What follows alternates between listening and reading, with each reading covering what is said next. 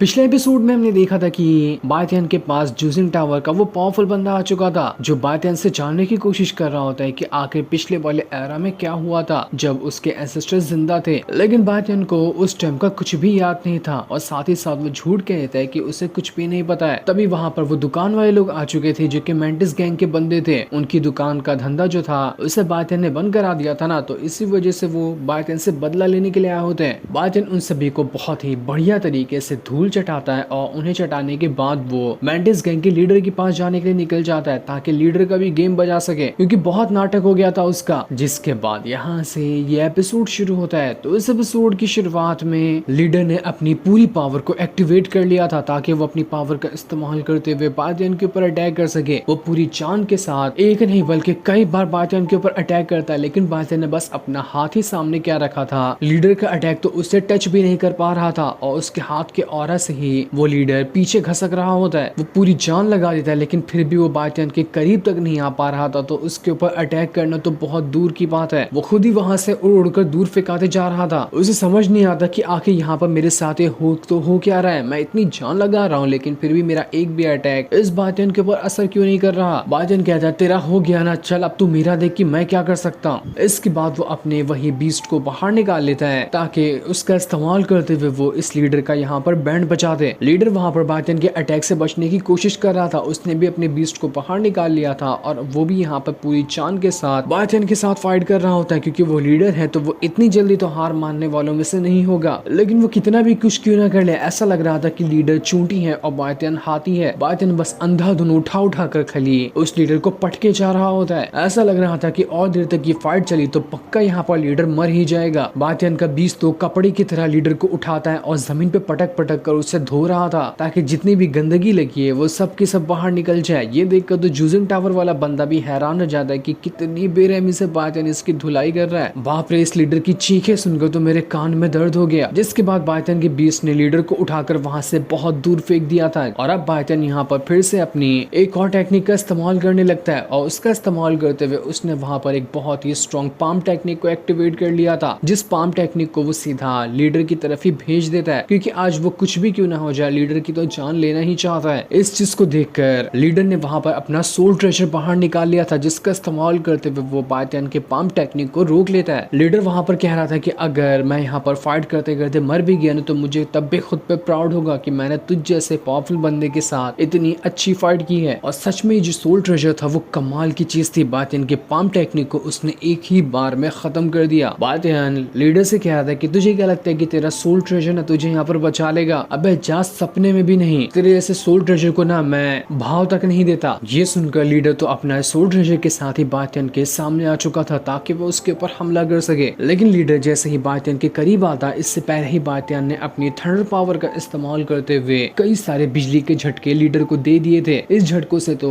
उसका soul treasure भी जल्दी लीडर को नहीं बचा पा रहा था और लीडर बहुत ही ऊंचाई से जमीन पर जाकर गिर जाता है। थंडर पावर से वो तड़प तड़प कर चिल्ला रहा था। बायथियन वहां पर कहते हैं कि तेरा सोल ट्रेजर जो है ना, देख लिया उसकी क्या औकात है, वो तेरे सामने ना एक सेकंड भी तुझे नहीं बचा पाया। तो अब तू यहाँ पर मरने के लिए तैयार हो जा, मैं बहुत ही बुरे तरीके से तेरी यहाँ पर जान लूंगा। लेकिन जैसे ही वहां पर बायथियन उस लीडर की जान लेता है, लीडर वहां पर अपना आखिरी दाव चल देता है। उसके पास किसी तरह का जेड स्लिप था, उसी का वो वहां पर इस्तेमाल कर लेता है। इस चीज को देखकर तो जूजिंग टावर वाला बंदा घबरा चुका था, मानो कि वो जेड कोई खतरनाक चीज है जिसके बारे में उसे तो पता है लेकिन बायथियन को नहीं पता। वो बंदा बायथियन से कहता है कि बायथियन क्या तुम्हें मेरी जरूरत है? मेरी जरूरत है तो बुलाओ मुझे, मैं अब भी यहाँ पर आ जाऊंगा। लेकिन बायथियन कहता है कि नहीं यार, चिल मार, तू यहाँ पर खड़े खड़े फाइट का मजा ले, ऐसे चनों के लिए मैं अकेला ही काफी हूँ। वो जेड का जो अटैक वहां पर लीडर ने किया था, सारे जेड अपने आप को डबल करने लगते हैं। देखते देखते हजारों की तादाद में जेड यहाँ पर आकर बायथियन के ऊपर अटैक करते जा रहे थे। पूरी तरह से जेड के अटैक से बायथियन वहां पर घिर चुका था और वो अटैक कोई मामूली नहीं था। अच्छे से अच्छा कल्टीवेटर भी एक अटैक में मारा जाए, लेकिन वो तो बायथियन था, तभी इतने सारे अटैक खाने के बाद भी वो वहां पर खड़ा हुआ था। लेकिन उसे तकलीफ बहुत ही ज्यादा हो रही थी। लीडर वहां पर बायथियन से क्या होता है, देखा मजा आया ना, बहुत तू उछल रहा था, तुझे तेरी औकात दिखा दी मैंने, तू तो अब यहाँ पर मरेगा ही मरेगा। लेकिन तब बायथियन पूरे गुस्से में आने के बाद लिंगर से कहता है कि लिंगर हो जाओ शुरू, मुझे तुम्हारी जरूरत है, मेरी मदद करो। इसलिए लिंगर वहां पर अपनी पावर को एक्टिवेट करती है और पावर को एक्टिवेट करते साथ ही बायथियन के पास उसकी आइस और फायर वाली विंग्स आ चुकी थी। वो विंग्स इतनी ज्यादा स्ट्रॉन्ग थी कि जितना भी जेड वहां पर था विंग्स के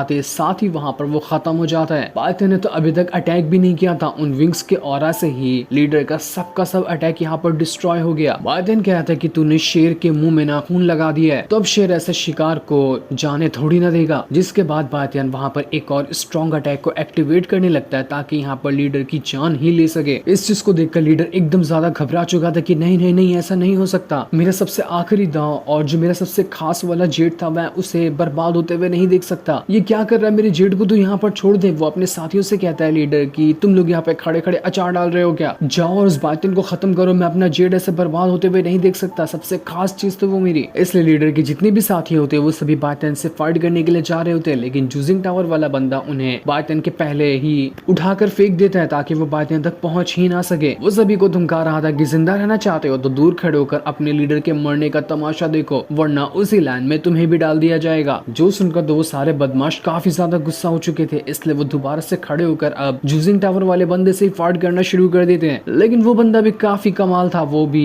उन सभी को अपने करीब तक आने नहीं देता और उनकी बढ़िया तरीके से धुलाई कर रहा था। साथ ही साथ वो अपना फैन लीडर की तरफ ही भेज देता है, जिस वजह से तो लीडर की हालत और ज्यादा खराब होने लग गई थी। लीडर काफी ज्यादा भड़क चुका था कि आखिर इसकी हिम्मत कैसे हो गई बीच में कूदने की, हम तो यहाँ पर बायथियन और मैं फाइट कर रहे थे ना, रुक अभी इस बंदे को बताता हूँ और इसकी यहाँ पर जान ले लेता हूँ। लेकिन जैसे वो पूरी जान के साथ अपनी कुल्हाड़ी को उस बंदे के ऊपर मारने वाला था कि वो बंदा अपनी दो ही उंगली से उसकी कुल्हाड़ी को पकड़ लेता है, जिस वजह से तो वो लीडर वहां पर हिल तक नहीं पा रहा था, क्योंकि वो बंदा भी कोई मामूली नहीं बल्कि बहुत ही ज्यादा पावरफुल है। तो वहीं बायथियन जो था अभी भी उस जेड का जो अटैक था उन सभी को सप्रेस करने की कोशिश कर रहा था ताकि वो सारे के सारे जेड के अटैक को खत्म कर दे। उसके बाद वो लीडर की जान लेगा, क्योंकि वो जेड कोई मामूली चीज नहीं थी। खत्म होने के बाद भी जो उसका ऑरा था अभी तक के बायथियन को परेशान कर रहा था, इसलिए बायथियन चाहता है कि वो पूरी तरह से ही इस जेड के अटैक को डिस्ट्रॉय कर दे, जिसे करने में उसे काफी ज्यादा मेहनत लग रही थी। और इसी मेहनत को करने के लिए जूजिंग टावर का बंदा बाकी लोगों के साथ फाइट कर रहा था ताकि तब तक बायथियन को टाइम मिल जाए उस जेड के अटैक को खत्म करने का। वहीं वो जो बंदा होता है बस एक ही उंगली से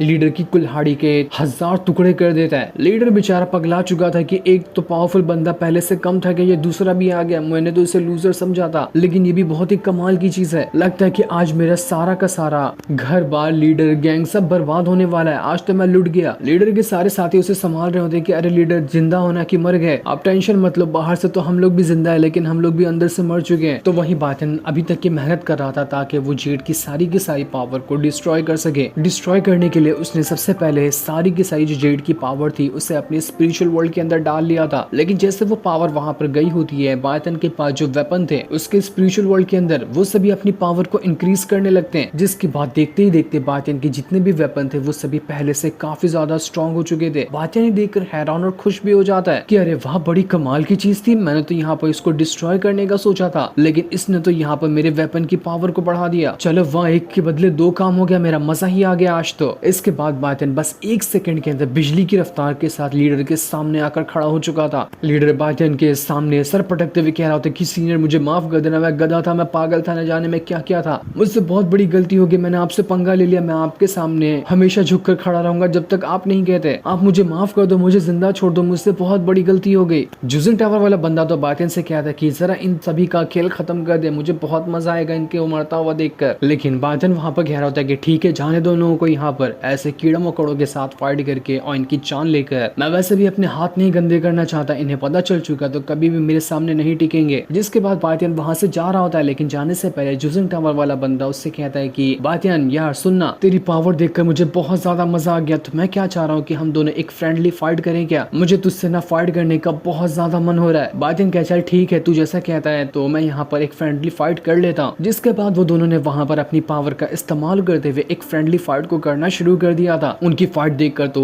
लीडर और बाकी सारे लोग वहां से डर के मारे भाग चुके थे। जिसके बाद देखते ही देखते यहाँ पर उस बंदे की और बायथियन की बहुत जबरदस्त फाइट शुरू हो जाती है। उनकी फाइट से तो बेचारे लीडर का पूरा महल ही टूटने लग गया था, लेकिन कोई भी इस फाइट में हारने को तैयार ही नहीं था, दोनों बराबर एक दूसरे को टक्कर दे रहे होते हैं। महल टूटता हुआ देखकर लीडर और बाकी सारे लोग अपनी जान बचाकर भाग लेते हैं कि अरे भागो रे भागो, बायथियन ने तो हमारी जान बख्श दी, नहीं लगता है कि हमारा यहाँ पर घर ही ना हमें यहाँ पर मार देगा। इसलिए सारे लोग अपनी जान बचाकर वहां से भाग रहे थे, लेकिन अभी तक के बायथियन और वो बंदा फाइट कर रहे होते हैं। उस बंदे ने भी बायथियन को बहुत ही कमाल की टक्कर दी थी, वो हर एक बायथियन के अटैक को यहाँ पर रोके जा रहा था। अब बायथियन की तो बात ही छोड़ दो, उसके सामने तो वो बंदा भारी पड़ ही नहीं सकता। वो बंदा है क्या, कोई भी आ जाए वो बायतियन के सामने कभी भारी नहीं पड़ पाएगा। लेकिन हाँ, टक्कर बहुत अच्छी दी होती है उस बंदे ने बायतियन को। मानोगे कभी रियल फाइट उन दोनों के बीच हुई तो सबसे ज्यादा अच्छी टक्कर देने वाला अब तक का बंदा बायतियन के सामने वो ही रहेगा। जिसके बाद देखते ही देखते पूरा महल ही उन दोनों के अटैक की वजह से फट चुका था और फटने के बाद बेचारा लीडर भी वहां से बहुत दूर जाकर फेंका जाता है। लेकिन ये अच्छी बात थी कि वो अभी तक के वहां पर जिंदा ही था,